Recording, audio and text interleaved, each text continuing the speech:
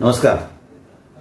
आपल्या देशाचे यशस्वी पंतप्रधान माननीय नरेंद्र मोदीजी हे दिनांक 16 नोव्हेंबर 2024 रोजी सकाळी 11:30 वाजता सर्व शक्ती केंद्र प्रमुख, बूथ प्रमुख आणि सर्व कार्यकर्ते यांच्याशी मेरा बूथ सबसे मजबूत या कार्यक्रमांतर्गत नमो ॲपच्या माध्यमातून संवाद साधणार आहेत.